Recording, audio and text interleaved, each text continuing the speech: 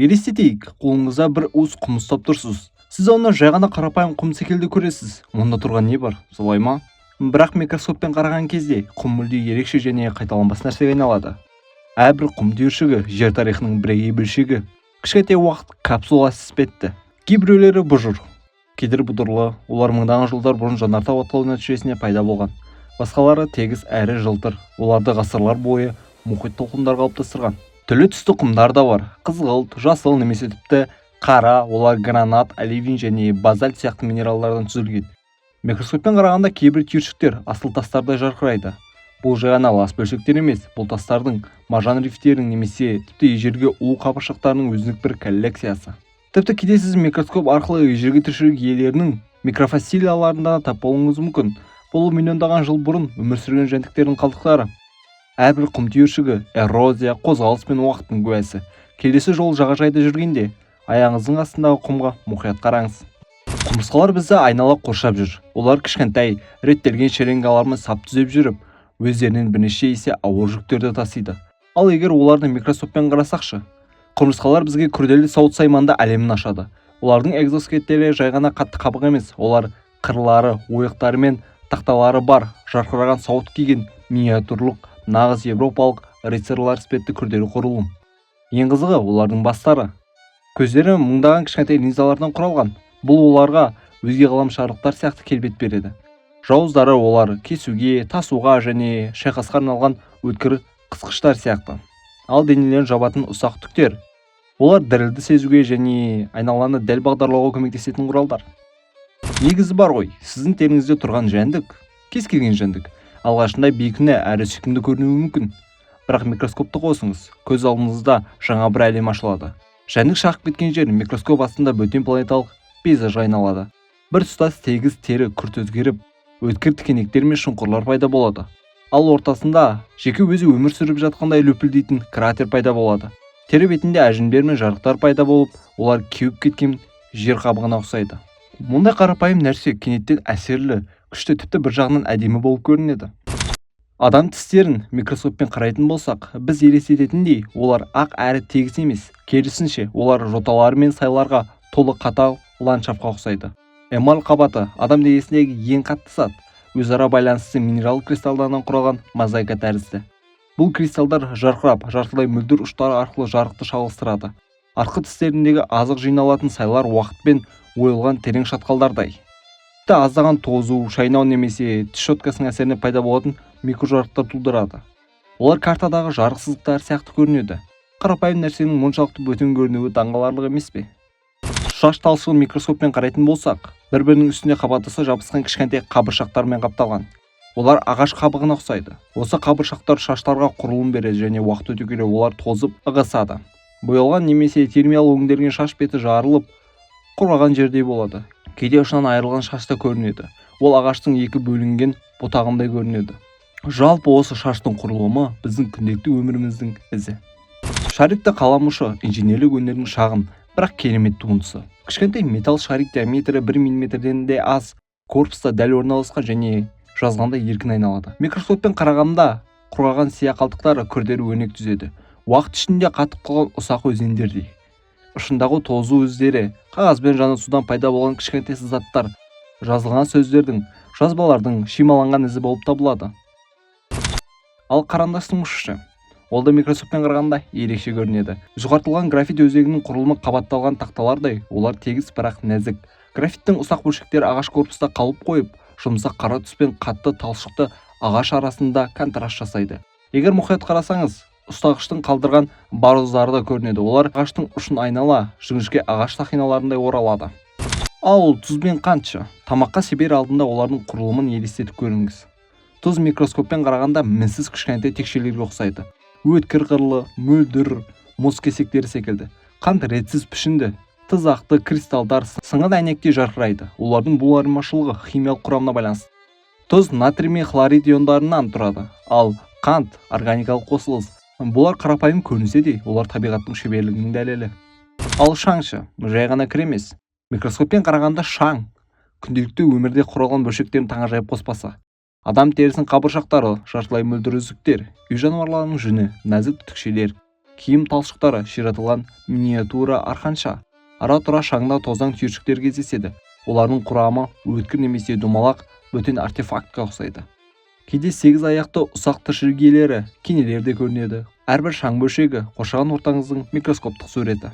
Тұнба суынан алынған бір тамшы су, тұтас бір экожүйе. Микроскоппен қарағанда ол мегаполиске айналады. Сіз жүн түбіндегі кішкентай жалпақ тіршілік иелері, инфузорияларды көресіз. Олардың сопақша денесі қозғалыс үшін кірпікшелермен қапталған. Олар аузын айналдырып, су ағынын жасап қорек алады. Кремнийдің қабығы бар диатом балдырлары, олардың және құрылымы витраж тәрізді кремний қабығы бар диатом балдырлары. Кейде судың ішінде жылжитын мөлдір аяқтары бар су бүргесінде көруге болады. Оның ішкі мүшелері әрең көрінеді. Бұл су тамшысы жай ғана сұйықтық емес, тірі тіршілік иелерімен тығыз байланысқан күрделі әлем. Секіргіш өрмекшілерге келетін болсақ, олар өте кішкентай, бірақ микроскоппен қарағанда олардың көздері таңғаларлық әсер қалдырады. Негізгі алдыңғы көз жібі үлкен және жылтыр, кішкентай қара інжу тәрізді. Жарықты шағылыстырып тұрады. Бұл көздерді кішірек көздер қоршап тұрады. Әрқайсысы өрмекшінің айналасын дерлік 360 градусқа көруін қамтамасыз ететіндей етіп стратегиялық тұрғыда орналасқан. Көз маңындағы түктерде қызықты. Олар діріл мен қозғалысты сезетін сезімтал детекторлар қызметін атқарады. Экзоскелетті үлкейткенде түрлі қырлар мен шыңқы жерлердің құрылымдалған бетін анық көруге болады. Бұл оларға тіпті роботқа ұқсас келбет береді. Бұл өрмекшілер жай ғана аңшы емес, олар табиғаттағы ең күрделі көру жүйелерімен жабдықталған. Бұл оларға олжасын керемет тәртіппен аңдуға мүмкіндік береді. Бүргелер туралы ойлағанда, әдетте оларды мазасыз зиянкес ретінде елестетеміз. Алайда микроскоппен қарағанда, олар табиғаттың инженерлік ғажайып туындысы болып көрінеді. Олардың денесін түктер мен тікенекпен қапталған мықты экзоскелет жауып тұрады. Бұл құрылым оларға жануарлардың жүні мен қауырсынында бағыт балдар табуға көмектеседі. Бірақ ең қызығы аяқтарында. Үлкейткенде олардың қуатты аяқтары қиыршық серіппелер тәрізді құрылғанын көресіз. Бұл құрылым оларға дене ұзындығынан 100 есе артық қашықтыққа секіруге мүмкіндік береді. Аяқтарының ұшындағы тырнақтар өткір немесе иілген иесі ретінде болатын жануарларды жабысып алу үшін таптырмас құрал. Олардың жалпақ пішіні тек жүн арасында сығылып өту үшін ғана емес, бұл құрылым оларға секіру кезіндегі орасан зор күшке төтеп беруге көмектеседі. Енді біз өте нәзік нәрселерге, мысалы мұз кристалдарды көшетін болсақ, микроскоп әлеміндегі беріктік пен нәзіктіктің қарама-қайшылығы одан сайын айқындалады.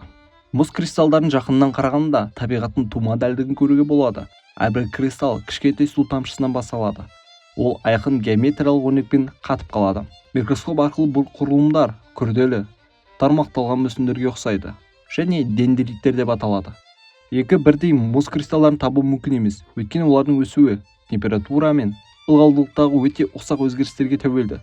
Кристалл қырлары ұстарадай өткір, жарықты ұстап, сынған түстерден шағын кемпір қосақ жасайды. Кейбірі талшығы тәрізді нәзік болса, басқалары алты бұрышты тақталар не ине тәрізді құрылымдар түзейді. Бұл симметрия көз тартарлық, тіпті өзге әлемдік әсер қалдырады. Алайда бұл нәзік ғажайыптарды айналамызда терезе әйнегінде де қарауға болады. Енді мұз кристалдарынан қар ұшқындарының көркем сұлулығына ауысатын болсақ, біз тағы да бір ғажайып әлемге тап боламыз. Негіз осы қар ұшқындары мұз кристалдарының өнер деңгейіне дейін жеткен түрі. Олар да сол кристалдардан басталды. Алайда бұл ұшқындар бұлттар арасында ұзақ сапары барысында өзіндік дара бейнеге ие болады. Микроскоппен қарағанда әр ұшқын алты бұрышты симметрияны көрсетеді. Оның бұтақтары доңғалақтың тіліктері тәрізді таралады. Құрылымның күрделілігі таңғалдырады. Жоғарыда айта кеткенімде екі бірдей кристалл болмаса, бұл жерде де екі бірдей ұшқын болмайды. Бұл олардың өрнегін одан сайын әсерлетеді. Кейбір ұшқындар жазық, тақта тәрізді болса, басқалары тармақталған ағаш секілді пішінге енеді. Бұл олардың атмосфералық жағдайға бейімделуін білдіреді. Бұл кристалды ғажайыптардың қырлары өте жұқа, тіпті ғайып болатындай әсер етеді. Бірақ олар өз пішінін сақтай алатындай мықты. Қардан кейін біз теріге көшеміз. Ең таныс нәрселердің өзі үлкейткенде ерекше көрініс алады. Адам терісі, әсіресе саусақ ұштары ойлағаннан да күрделірек. Микроскоппен қарағанда күнделікті көретін тегіс бет күрделі бедерлер, қырлар, шұңқырлар немесе тесіктерге айналады. Саусақ іздеріндегі имек пен ирек өрнектер айқын көрінеді. Оларды криминология және медицинада тұлғаларды анықтау үшін қолданылады. Тер бездері қырлар бойына шашаған ұсақ тесіктер секілді көрінеді, ал жалпы құрылым қолдан жасалған материалға ұқсайды. Микроскоп бұл терінің қаншалықты серпімді, сезімтал және күнделікті әсерге шыдамды екенін анық көрсетеді. Микроскоп арқылы адам терісін одан сайын үлкейтетін болсақ, терінің икемділігінен тырнақтың қаттылығына ауысып, адам денесінің тағы да бір қырын ашамыз. Тырнақ жай ғана саусақтың қатты жабыны сияқты көрінуі мүмкін, бірақ микроскоппен қарағанда ол күрделі құрылымды көрсетеді. Жалаң көзге ол тегіс көрінеді, бірақ жақында кішкентай сызаттар мен қыры бар екені байқалады. Бұл күнделікті әрекетіміздің ізі. Тырнақ астында тығыз орналасқан кератин талшықтары бар. Олар бірінің үстіне бірі қойылып қыш сияқты. Бұл тырнаққа мықтылық пен серпімділік береді. Ұшы қиылған тырнақтың шеттерінде бұл қабаттар анығырақ байқалады. Кутикула көбінесе еленбейтін, бірақ күрделі текстурасы бар қорғаныш қабаты. Енді біз қатты құрылымдардан кофе ұнтағындай дәмді әрі табиғи дүниелерге көшеміз. Бұл жерде микроскоп әлеміндегі контраст тағы да көз тартады. Кофе қалдығы таңғы сусынның қалдығынан артық нәрсе. Қазір мен сізге оны дәлелдеймін. Микроскоппен қарағанда бұл өз алдына бір әлем. Әрбір ұнтақталған бөлшек вулкан тасының шағын сынығы сияқты бұдырлы. Кейбірі тегіс, кейбірі кеуекті. Бұл құрылымдарда бұрын кофе қайнату кезінде су мен май ағып өткен. Қара қоңыр түстегі қуырудан шыққан масса жылтыр әйнек тәрізді болып көрінеді. Бұл құрамдағы карамелизделінген қанттың нәтижесі. Үлкейткенде тіпті хош иіс бөлінетін микроскопиялық ошақтарды да байқауға болады. Кәдімгі кофе ұнтағында осындай ұсақ бөлшектер бізге де кез келген нәрсеге тереңірек үңіліп қарайтын болсақ, ерекше болатынын еске салады. Ара ұясы жай ғана пішін емес, ол табиғи инженерияның жетістігі. Микроскоппен қарағанда мінсіз алты бұрышты ұяшықтар тік бұрыштармен және тең бұрыштармен ерекшеленеді. Бұл құрылым әдемі ғана емес, өте тиімді. Ең аз балауызбен сақтау кеңістігін барынша ұлғайтады.